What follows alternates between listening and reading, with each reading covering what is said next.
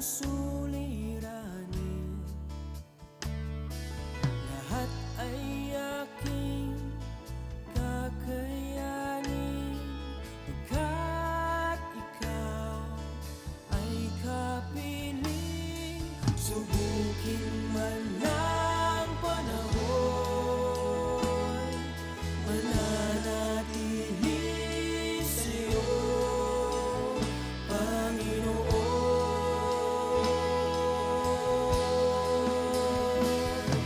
Walang alinlangang maglilingkod, walang pangambang sa'yo ay susunod. Hindi susuko at hindi hinto, patuloy lamang sa iyo, Panginoon.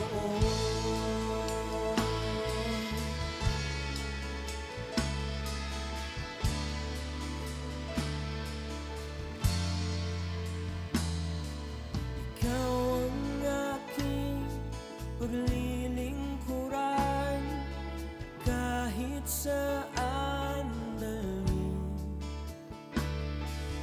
Ikaw ay lagi kung susundin, anuman ang suliranin, lahat ay aking kakayanin, pagkat ikaw ay kapiling. Subukin man ng panahon, mananatili sa'yo, Panginoon.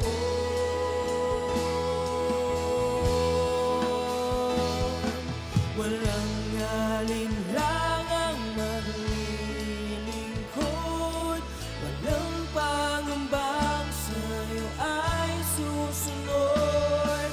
Hindi susuko at hindi hinto, patuloy lamang sa iyo.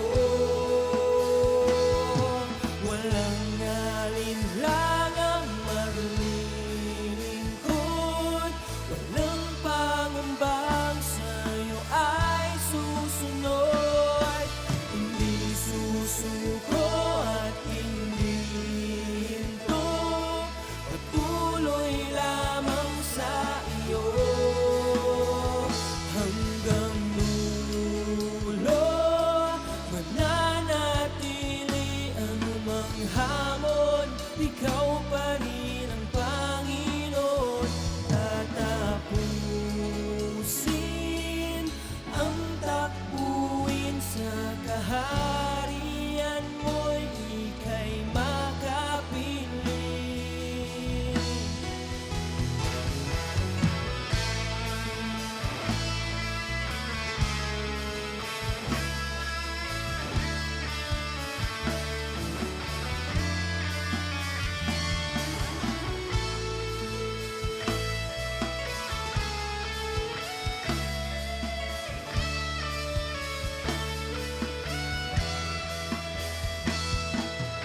Walang alinlangang maglilingkod, walang pangambang. Isang mapagpalang umaga pong muli sa bawat isa, sa lahat po ng nakikinig, nanonood at nagiging kabahagi ng morning devotion, Tinig ng Pag-asa. Ako pong muli si Pastora Jonalyn D. Alba, isa sa itinalagang pastor ng Jesus Be Lifted Up. Isa pong karangalan na sa umagang ito ay makasama kayo sa pagbubulay-bulay po ng ating salita. Ang salita po ng ating Panginoon. Salamat po sa Diyos sapagkat tayo po ay may lakas at buhay upang makarinig, upang makapagsalita, upang makapagpahayag, upang maging mouthpiece ng ating Panginoon. Sa oras pong ito, bago po tayo magsama-samang magbulay-bulay ng salita ng Panginoon, tayo po muna ay manalangin. Makapangyarihang Diyos, naming Ama sa lahat na may gawa ng langit at lupa, ang lahat ng naandito sa daigdig ay iyong nilikha. sa pangalan po ng iyong na Jesu Kristo, sa pakikipag-isa po ng iyong banal na spirito, kami po ay sama-samang lumalapit sa trono ng iyong kapangyarihan at inaamin po namin na kung wala ang pagsama mo, wala po kaming magagawa. Humihingi po kami ng tawad sa lahat po ng aming nagawang pagkukulang, sa lahat po ng aming nagawang pagkakasala. Pakalinisin mo po kami ng iyong makapangyarihang dugo. At tunay nga po, O Diyos, ang aming buhay ay maging karapat-dapat sa paglapit sa iyong trono ng kapangyarihan. Ama, salamat po sa umagang ito sapagkat muli mahahayag ang iyong kabutihan, muli mahahayag ang iyong salita, muli Panginoon ay maraming mapapagpala at mababago ang buhay.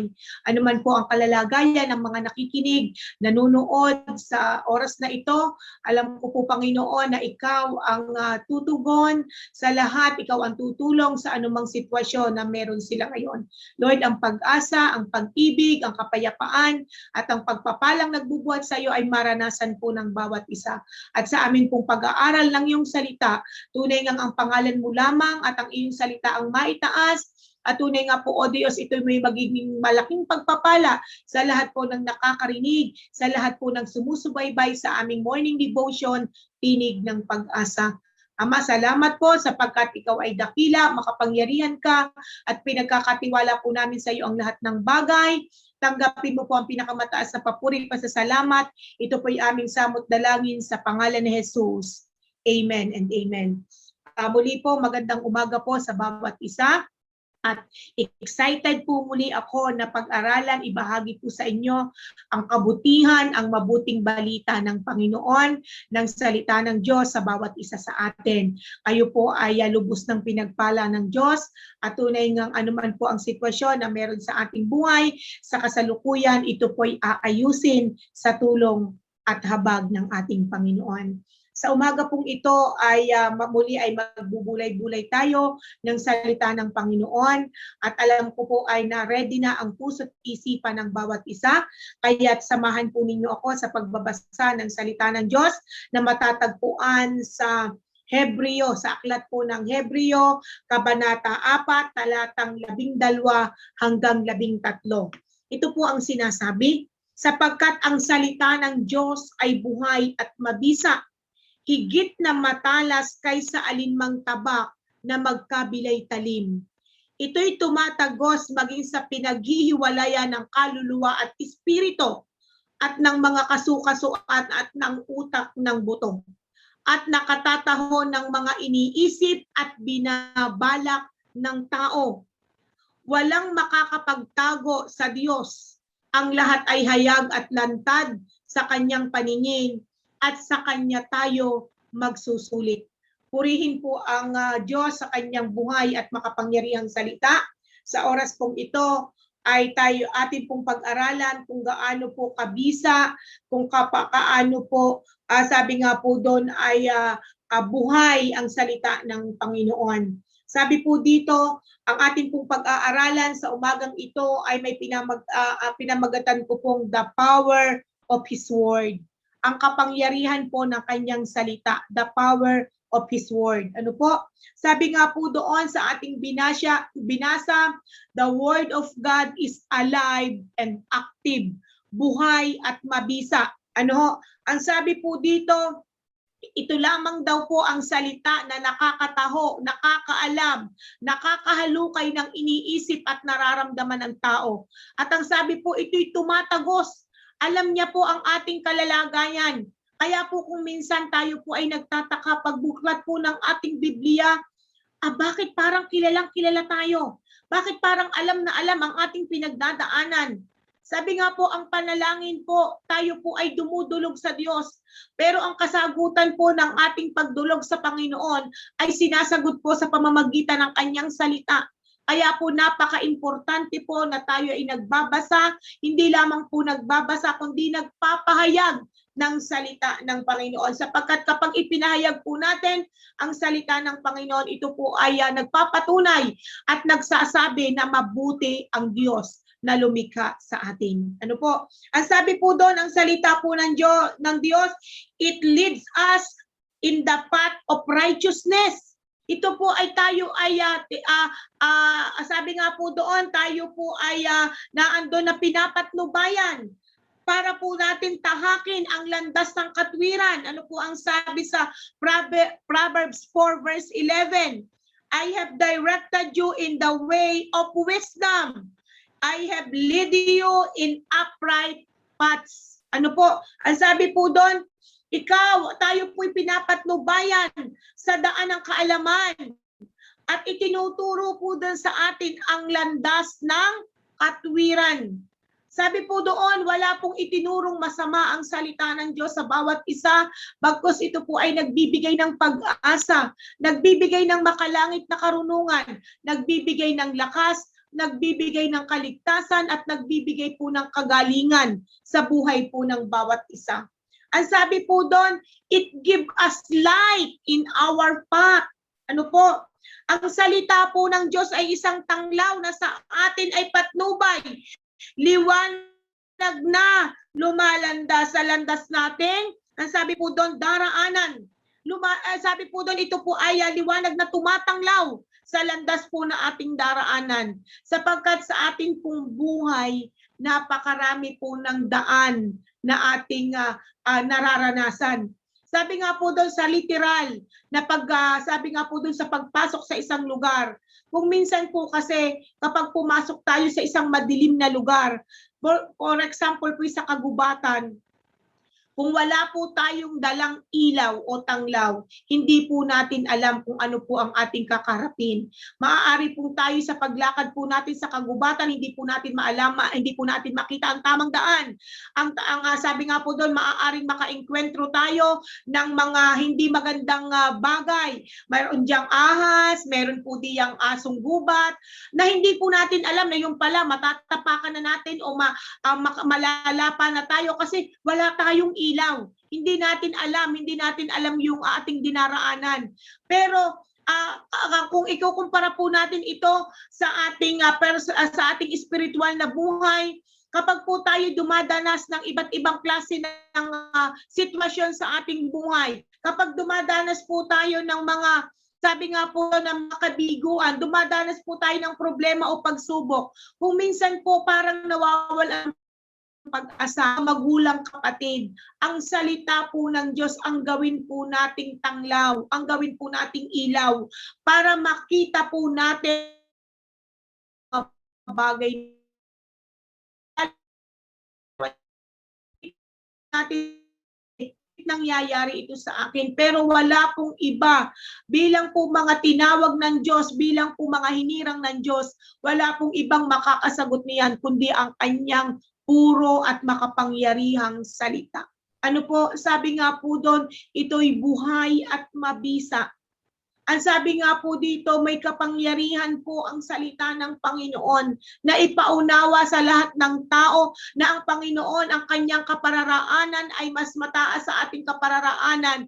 Ang kanyang kaisipan ay mas mabuti at mas makapangyarihan sa ating kaisipan. Ano po, bagamat hindi po natin maintindihan ang sitwasyon na nangyayari, ngunit nandyan po ang salita ng Diyos para ipaunawa sa atin. Hindi tayo para bigyan ng kalungkutan, hindi tayo para bigyan ng kawalang pag-asa, kundi bigyan po tayo ng kaliwanagan, ng tibay ng loob, ng katatagan. Ang sabi nga po doon, ang salita po ng Diyos ay nagpapalaya sa tao. Saan po? Sa takot. Alam po natin ngayon ang sitwasyon natin, ang ating pong kinakaharapan. Hindi pa po tayo nakakaahon sa pandemic na ito, bagamat ang bawat isa po'y nananalangin para po na andoon na tayo po ay makaligtas sa hamong ito, sa pandemic na ito, sa COVID na ito na napakarami na ng biniktima, na napakarami na ng pinula ng kalungkutan, ng pagdurusa, ng sabi nga po doon ng hirap ng mga ilang pamilya ng mga mamamayang Pilipino. Ngunit sabi nga po doon ay napakarami na pong ini-inject na takot, pag-aalala sa puso ng bawat isa. Pero ang tunay po na sumusunod, ang tunay pong nagtitiwala sa Diyos, ang sabi nga po doon, may freedom po, freedom from fear. Ano po ang sabi sa awit 112 verse 7? Ang sabi po doon, ang anumang balita ay hindi siya takot, matatag ang puso't may tiwala sa Diyos. alam po natin marami po tayong nababalitaan na nagdudulot po ng kapigatian sa ating puso. Ang mga news po sa TV, grabe, nakakatakot na. Ang mga napapanood natin, ang mga naririnig natin. Pero sabi nga po doon, mapatuloy po tayong magpakatatag sapagkat ang sabi ko nga, ang author po ng ating buhay, ang gumawa po sa atin, ang lumikha ng lahat ng meron sa daig na ito ay ang Panginoon, ang ating Diyos na buhay, ang ating Ama sa langit. Wala pong iba. Kaya nga po, sabi ko nga po, dapat po nating ipagkatiwala sa Panginoon ang lahat. Dahil kahit po anong gawin natin, kahit ano pong pag-aalala natin, kahit ano pong takot natin, kahit ano pong pagpupursige natin, kung hindi po kalooban, hindi po mangyayari. Kaya sa Kanya lang po tayo dumipende. Lalong-lalo pong magtiwala sa Kanyang magagawa at sa Kanyang salita. Alam niyo po sa oras pong ito, ang salita po ng Diyos ay may kapangyarihan. Ano po ang kapangyarihang nakapaloob sa salita ng Diyos? Ang sabi po dito, bakit po naging alive and active ang salita ng Diyos? Una po, the Word of God has a power to lead. Ano po? Ang salita po ng Diyos nakapaloob po dito na kayang-kaya po niya tayo na bigyan ng lakas, tibay ng loob, ng courage, ng compassion para po tayo ay pangunahan po natin ang mga ipinatiwala sa atin. At tayo po'y mangunguna sa kanila sa pamamagitan ng espiritual na paggabay ng Diyos na wala pong iba kundi ang atin pong panuntunan, ang atin pong daladala, ang atin pong inspirasyon, at ang atin pong ipinapahayag ay walang iba kundi po ang salita ng Diyos. Power to lead. Ano po ang sabi sa papaano po binigyan o pinagkatiwalaan si Joshua ng Panginoon para manguna?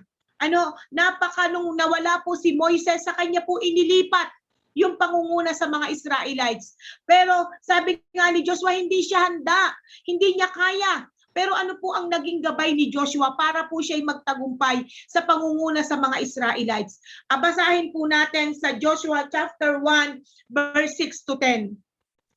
Ano po ang sinabi diyon sa Joshua chapter 1, verse 6 to 10? Ang sabi po dito, magpakatatag ka at lakasan mo ang iyong loob.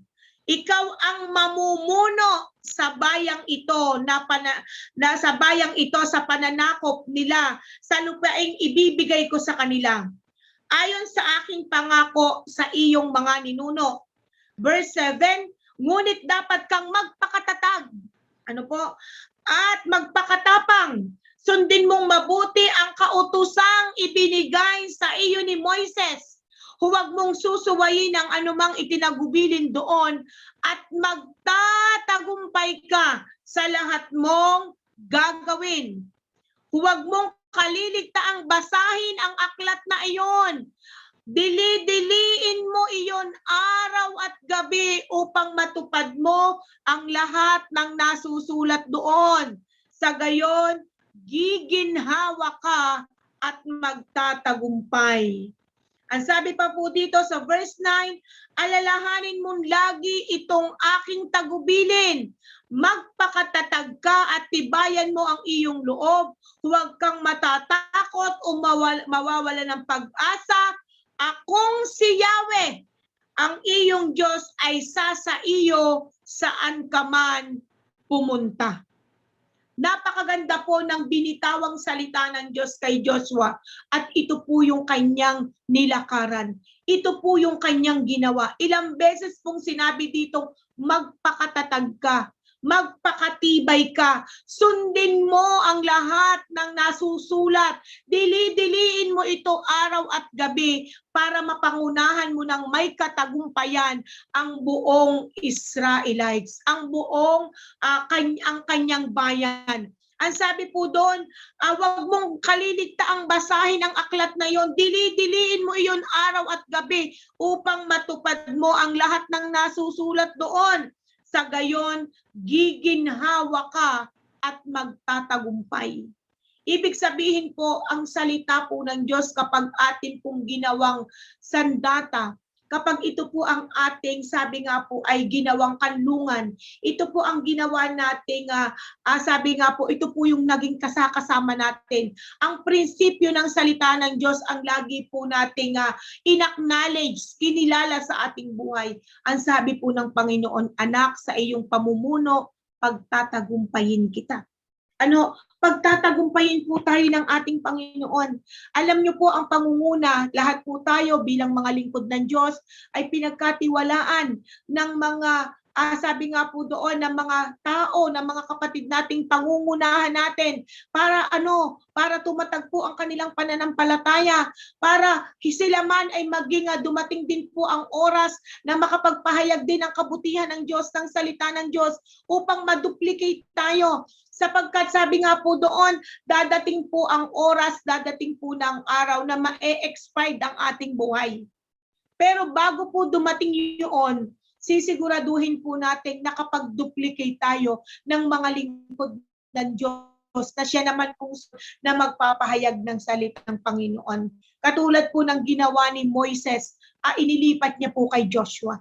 Sa atin pong buhay ang purpose ng Lord, ang main purpose ng Lord, kung bakit po tayo nilikha, para po siya ay purihin at sambahin, para sundin po ang kanyang kalooban at sumunod sa kanyang salita. Siya lang po ang dapat maitaas sa ating buhay.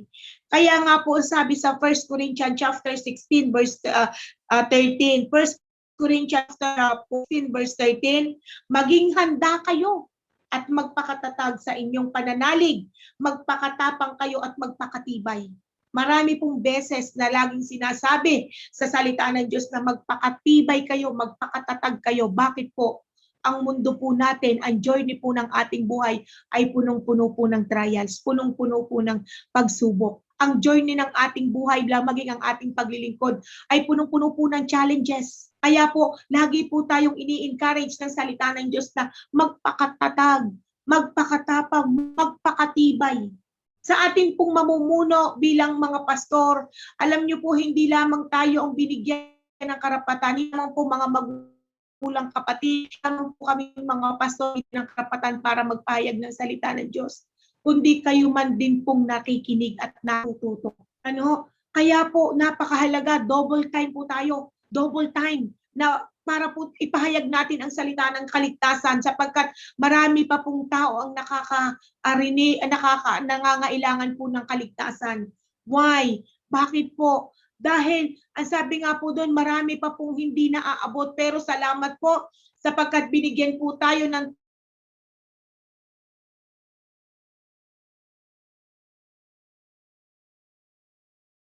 hayag po natin ang ating salita. Ang salita po ng Panginoon, brother. Alam niyo po ba na kahit po tayo nasa bahay ngayon, napakatindi po ng ating technology, ng ating ginagawang live streaming na ito, ng ating morning aabot ng signal nito.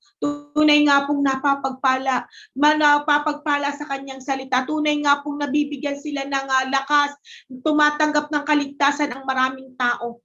Yung nawawalan po ng pag-asa sa pamamagitan po ng mga salitang kanilang naririnig, nag-a-uplift po ang kanilang buhay, ang kanila pong anumang sitwasyon ang meron sila. Kung sila man po'y namumroblema, kapag nakarinig po sila ng salita ng Diyos na nagbibigay po ng katugunan sa lahat ng problema, na-a-uplift po ang kanilang spiritual na buhay. Kaya salamat po. Kaya nga sabi po doon, tinawag tayo ng Panginoon hindi para maging tagapanginig lamang. Hindi po pastor lang ang may obligasyon na ipahayag ang salita ng Diyos, kundi tayong lahat. Sabi ko nga po sa isa kong kongregasyon na pinangungunahan, pinamumunuan, hindi lamang kami ang binigyan ng karapatan ng Diyos na magpahayag ng salita ng Diyos, kundi ang lahat ng sumasampalataya at naniniwala sa kanyang kapangyarihan. Sa lahat po ng tumanggap at naniniwala sa ating Panginoong Hesus ay binigyan po ng karapatan na tunay ngang ipahayag ang kanyang salita. Kaya tayo po'y magkaisa. Sa lahat po ng pagkakataon, sabi nga po doon, ipahayag po natin ang salita ng Diyos in season and out of season. Hikayatin natin sila, pagsabihan natin sila, patatagin ang kanilang kalooban sa pamamagitan ng matyagang pagtuturo. Sabi po sa 2 Timothy chapter 4 verse 2. Kaya po ang sabi nga po doon, humayo tayo Humayo tayo. Hindi lamang po yung pagpunta natin na face-to-face, kundi kung hindi man po maka-face-to-face, mayroong lockdown, mahirap, gamitin po natin ang technology. I-maximize po natin ang ating mga internet, ang ating signal. Na wag natin po itong gamitin lang sa Facebook o saan mang bagay, kundi sa pagpapahayag po ng salita ng Panginoon na nagbibigay po ng pag-asa sa maraming tao. Dahil ito lamang po yung isa sa pinakang mabuting balita na maririnig. Napakarami pong news. Napakarami sa TV, sa radio, sa Facebook, sa Messenger. Napakarami po nating nakikitang balita. Mga tawag na nagbibigay po na kung minsan po'y maganda, na kung minsan matutuwa tayo, pero ang karamihan po'y takot at pangamba. Pagkabigla. Pero ito lang po yung nag-iisang salita, mabuting balita na atin po laging makakasama sa araw-araw. Wala pong iba kundi ang salita ng Diyos. Gayaan po kabisa, gayaan po makapangyarihan ang salita ng ating Panginoon. It lead us, sabi nga po, to lead. Sabi nga po doon, tayo pinapatnubayan na manguna ng may katuwiran, ng may kabanalan, ng may karunungang nagmumula sa Diyos. Salamat po sapagkat isa po tayo sa pinagkatiwalaan na po'y pinalaan na mangutat ng ating mga kapatid sa pananampalataya. Kaya po tayo'y may obligation po natin na sila'y alagaan, na sila'y turuan, na sila'y mahalin. Para po, sabi nga po doon, tayo po'y maging pagpapala sa marami. Kaya po ang kapangyarihan po ng Panginoon, it give us a power, it give us a power to lead. Sabi po, binibigyan tayo ng kapangyarihan para manguna. Ikalawa po, binigyan po tayo ng kapangyarihan ng salita ng Diyos, power to learn. Kapangyarihan para matuto. Marami pa po tayong hindi alam sa journey ng ating buhay. Sabi nga po doon, ang alam lamang po natin ay yung nakaraan na at yung nangyayari sa kasalukuyan. Pero hindi po natin aalam ang bukas at ang hinaharap. Tanging Diyos lamang po ang nakakaalam. Kaya po sa kanyang pamamagitan ng kanyang salita tayo po ay magtiwala.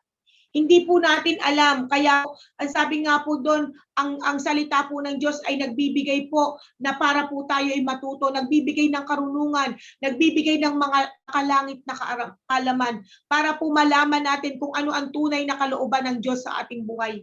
Kung minsan po magtatanong tayo, Lord, bakit nangyari ito? Hindi po namin maunawaan. Bakit po ang mga sitwasyong ito'y nangyayari na hindi namin po inaasahan? Kami po ay nananalangin. Kami po ay umaasa sa iyong salita. Ibig sabihin po ba nun kapag hindi nagdininig ang ating panalangin ay hindi totoo ang salita ng Diyos? At hindi totoo na dumirinig ang Panginoon sa mga panalangin ng tao? No, yan po isang malaking pagkakamali. Sapagkat ang Diyos po ay hindi sinungaling Diyos. Pero katulad nga po ng sinabi sa kasulat sa kanyang salita, ang kanyang kaisipan ay mas mataas sa ating kaisipan at ang kanyang kapararaanan ay mas mahusay, mas matatag sa ating kapararaanan. May mga bagay po tayo na sa journey ng ating buhay, sa journey ng ating paglilingkod, sa journey po natin ay napakarami po ng mga nangyayaring hindi natin inaasahan. Pero tapat ang Diyos. Tapat ang Diyos. Na tayo po sa lahat ng challenges na ito, binibigyan niya po tayo ng tatag, ng lakas para po pagtagumpayan ito. Dahil salamat po sa Diyos, salamat sa kanyang salita, sapagkat lagi po niya tayong ipinaparada sa parada ng tagumpay. May tanong man tayo, may question man tayo, hayaan po natin na ang salita ng Diyos, ang kapangyarihan ng Diyos, ang kanyang kapahayagan, ang magpaunawa sa atin kung bakit nangyayari ang mga bagay na hindi natin inaasahan. Napakahirap po kapag po hindi maganda yung nangyayari sa ating sitwasyon ng buhay, ngunit umasa pa rin po tayo sa awa at habag ng ating Panginoon. Hindi po niya tayo pababayaan, hindi po na tayo iiwanan. Kaya po, sabi nga po doon, dapat po yung kapangyarihan po para po tayo ay matuto. I-apply po natin yung ating mga natututunan. Katulad nga po ng sinabi ko nung nakaraan, ang sabi ko nga po doon, bago pa lang dumating yung trials, bago pa lang dumating yung mga iba't ibang challenges sa ating buhay, nakaprepare na po tayo. Ready na ang salita na ipanglalaban natin. Ready na ang salita puspos na tayo ng salita ng Panginoon. Back up na natin ang kapangyarihan ng Diyos. Yun po ang lagi nating ipanalangin. Dahil po, sabi nga po doon, kinakailangan po yung ating pagpapahayag ng salita ng Diyos ay namumunga. Sabi nga po ng isang preacher, katulad ng nabanggit po kanina, hindi po ang mahirap ay ang magpahayag ng salita ng Diyos. Hindi po nakakapagod ang magpahayag ng salita ng Diyos kapag ka po ang pagpapahayag mo ay nagkakaroon ng bunga. Kapag po ang pagbabahagi mo, kapag po ang paglilingkod mo, kapag po ang pag-share po ng gospel, ng good news, ay nagkakaroon po, tinatanggap po ng buong puso ng ating mga binabahagihan. Lahat po ng pagod na ito'y nawawala po sa atin. Ano po, kahit gaano kapagod natin, kahit gaano kahirap kapag ka po yung salita ng Diyos na ating ipinapahagi ay may natututo, may sumasampalataya, may naniniwala at may nagkakaroon ng kaligtasan, alis po lahat ang ating pagod. Ang sabi po doon sa 1 Thessalonians chapter 2 verse 13, 1 Thessalonians chapter 2 verse 13, ang sabi po dito, ito ang lagi naming ipinagpapasalamat sa Diyos nang ipangaral namin sa inyo ang kanyang salita. Tinanggap ninyo ito bilang tunay na salita ng Diyos at hindi ng tao. Ano pat ang bisa nito'y nakikita sa buhay ninyong mga sumasampalataya. Praise God, purihin po ang Diyos. Ibig sabihin po, tayo laging nagpapasalamat sa Diyos sapagkat yung ipinapangaral nating salita ng Diyos ay tinatanggap po ng mga na ating nababahagihan, na hindi porket tayo po ay nagsalita ay hindi po natin pwedeng sabihin, ay salita lamang yan ni Pastora Jonah. No, ito po ay salita ng Diyos. Tayo po ay nagiging mouthpiece lamang ng Panginoon. Tayo po ay tagapagsalita lamang ng Diyos. Pero salamat po sa mga bukas ang puso, bukas ang kaisipan, na tunay nga po na tinatanggap ng buong puso ang salita ng Diyos. Tinatanggap ang salita ng kaligtasan. Sapagkat ang sabi nga po, ang purpose lang, ang atin po lamang layunin ay ipahayag ito at siguraduhin po na sila ay matuto at lumago sa kanilang pananampalataya. Ngunit ipanalangin po natin yung may mga matitigas na puso na hindi po kilalanin ang kapangyarihan ng Diyos. Na wag pong dumating yung pagkakataon na huli na ang lahat. Ano po, ay panalangin po natin na sa bawat pagpapahayag ng atang salita ng Diyos ay marami pong matuto. Mabuksan po sa nilang puso't isip, tanggapin ang mabuting balita ng ating Panginoon. Dahil ito po yung pinakang mahalaga sa oras na ito. Sa oras pong ito, sa atin pong pinagdadaanan, sa atin pong sitwasyon ng buhay, napakahirap po. Napakahirap, mga magulang kapatid. Ang nakakrado kung nangyari sa aras. Kaya po dapat tayo laging prepare. Kapag may buhay at may lakas,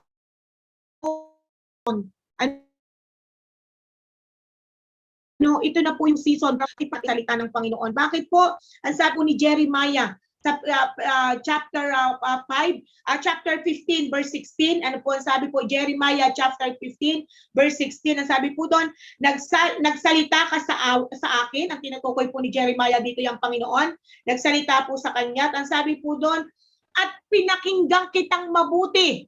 Ano ho? Ang mga salita mo'y aking kagalakan, ako'y sa iyo, Yahweh, makapangyarihan sa lahat. Kaya po bilang po tayo mga pinili, hinirang ng Diyos, ay pakinggan po natin ang lahat ng Panginoon. Ano po, sa atin pong pangangaral, siguraduhin po natin na ang atin pong sinasabi, tanging sinabi sa atin ng Diyos. Tanging purong salita ng Panginoon.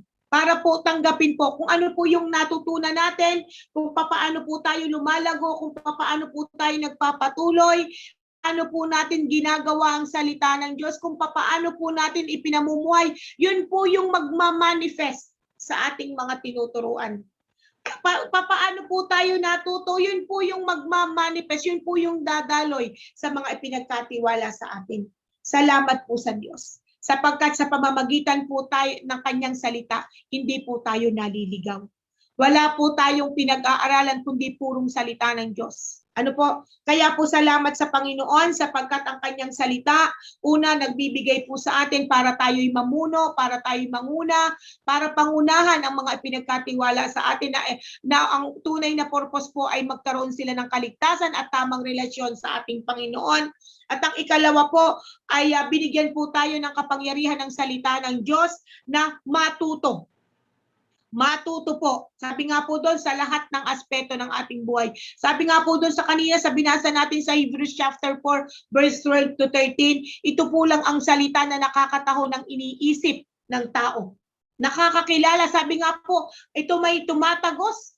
Ay, grabe po yun, tumatagos sa pinaghiwalayan ng ating kaluluwa, maging buto, utak ng buto. Grabe po ang bisa ng salita ng Diyos. Kaya po, sabi nga po doon, sa ikatlo, ang sabi po doon, power to grow. Ang salita po ng Diyos ay nagbibigay sa atin ng kapangyarihan para po tayo ay lumago. Hindi po tayo maging stagnant, hindi po tayo maging bonsai. Kinakailangan po kapag daw po tayo ay nakapakinig. Sabi nga po doon, faith comes from hearing and hearing by the word of God. At kapag po napakinig natin ito, hindi po mananatiling napakinig po laang natin. Ito po'y ating isasabuhay. Kapag isinasabuhay na po natin, ito po'y ating ipapahayag na rin at ibabahagi sa bawat isa. At susundin po natin yung ating mga natutunan para po tayo'y lumago. Ang sabi nga po doon, we need to accelerate. We need to improve. We need to grow. We need to multiply. We need to become the best one dahil po ang ating pinaglilingkuran ay perfect God, holy God, righteous God. Kaya po mga magulang kapatid, kung kayo po ay nalilito, nahihirapan, nasasaktan, atin po laging takbuhan ang salita ng Panginoon. Takbuhan po natin, ibig sabihin po, doon tayo tumakbo, lumapit, yakapin, basahin, ipahayag, isabuhay ang salita ng Panginoon. Sabi nga po doon, hindi po tayo tatakbo sa ating kaibigan na bakit ganito, bakit ganyan. Hindi po tayo tatakbo sa ating ito kasi ito ay sabi nga po doon, ito ay matatag, ito ay mayaman, ito ay ganito. Ito ang makakatulong sa akin. Pangalawa lamang po yun. Pero ang unang-una natin pong puntahan, ang unang-una po nating hanapin ay ang pangako ng Panginoon. Ang salita po ng Diyos, ang kalooban ng ating Diyos. Kaya nga po ang sabi po doon, dapat po nating patuloy na ipahayag ang salita ng Diyos para po tayo ay lumago. Ang sabi po doon sa Acts chapter 6 verse 7, kung papaanong kainamang bilis lumaganap ng salita ng Diyos, ganito po ang sinabi sa Acts chapter 6 verse 7, patuloy na lumaganap ang salita ng Diyos at ang sumasampalataya ay parami ng parami sa Jerusalem at maging sa mga saserdote. Marami ang sumasampalataya. Ibig sabihin po ay nung ipinalaganap, nung ipinahayag, nung may mga taong nagpahayag ng kabutihan ng salita ng Diyos, lumaganap ito at marami ang sumampalataya. Kaya po ang salita ng Diyos ay mawawalan ng bisa, mawawalan ng kapangyarihan kung hindi po ipapahayag. Katulad po yan ng isang susi. Ang susi po, gaano man yan kaganda, gaano man yan katibay, hindi po yan makakapagbukas ng pinto kung mananatili lamang po yung nakahawak. Kailangang paganahin mo, kailangang ipasok mo, kailangang isusi mo, kailangang i-turn mo para po mabuksan ang pinto. Ganon din po ang salita ng Diyos. Hindi po mananatiling nakatakip lang yan. Napakadami pong pangako, napakadami po ng salita ng Diyos na po pwede pong panghawakan nating bawat isa. Pero kung hindi po natin ito babasahin, kung hindi po natin ito isasabuhay, kung hindi po natin ito ibabahagi sa marami, wala pong kabuluhan ang mga salitang ito. Sapagkat hindi po ito malalaman ng marami. Ang kaligtasan po ay personal, mga magulang kapatid. Hindi po natin pwedeng sabihin na isama-sama mo ako. No. Kaya po gamitin natin ang salita ng Diyos. I-maximize po natin ang lahat ng pagkakataon para po maipahayag ang salita ng Diyos. Ang sabi po dito, sabi nga po, ang salita po ng Diyos ay nagpo-provide ng lahat ng pangangailangan sa lahat ng aspeto ng ating buhay. Tingnan po natin ang sabi sa Acts chapter 20 verse 32. Ano po ang sabi doon? At ngayon, itinatagubilin ko kayo sa Diyos. Sabi po ni Pablo, at ngayon, itinatagubilin ko kayo sa Diyos at sa kanyang salita na nagpapahayag ng kanyang kagandaang loob. Siya ang makakapagpatibay sa inyo at makakapagbigay ng lahat ng pagpapalang inilaan niya sa lahat ng kanyang pinaging banal. Ibig sabihin po pala sa lahat po ng tumanggap sa Panginoong Hesukristo bilang Diyos at sariling tagapagligtas, sa lahat po ng tumanggap ng kaligtasan, sa lahat po ng sumampalataya sa Panginoong Hesus, sa lahat po ng nagsasabuhay ng kanyang salita, sa lahat ng sumusunod, nagbabasa at nagpapahayag ng kanyang salita, may inalaan na pong pagpapala sa atin ang Panginoon. Tatamasahin na lamang po natin ito. Wala pong imposible sa Diyos. Mga magulang kapatid, wala pong imposible sa ating Panginoon. Kapag ka po tayo ay dumepende lamang sa kanyang kapangyarihan, dumepende lamang sa pagsama ng kanyang banal na espiritu, dumepende lamang po tayo sa kanyang mga pangako at sa kanyang mga salita. Sa oras pong ito, ilan lamang po yan sa mga bagay na kapangyarihan na nakapaloob sa salita ng Diyos. Power to lead, power to learn, and power to grow. Mga magulang kapatid, it is the right time. This is the right time para po tayo ay, sabi nga po doon, ay lumago sa ating pananampalataya. Para po buksan ang ating puso't kaisipan sa salita po ng ating Panginoon. Hindi pa po huli ang lahat. Ngayon na po yung tamang oras para po buksan natin ang puso, buksan natin ang ating puso sa salita ng Diyos. Tanggapin po natin siya bilang Diyos at sarili nating tagapagligtas. Manampalataya po tayo sa sakripisyong ginawa niya sa krus ng Kalbaryo para po iligtas ang bawat isa. Aminin po natin na tayo nagkasala para po tayo ay patawarin ng ating Panginoon. At anuman ang mangyari sa araw ng bukas, nakakasigurado po tayo ng buhay sa piling ng ating Panginoon, ng kaligtasan ng ating kaluluwa. Kaya po, mga magulang kapatid, hindi po kalugihan, hindi po, sabi nga po, kapahamakan ang magtiwala sa salita ng Diyos po. Ito po ay isang pagpapala.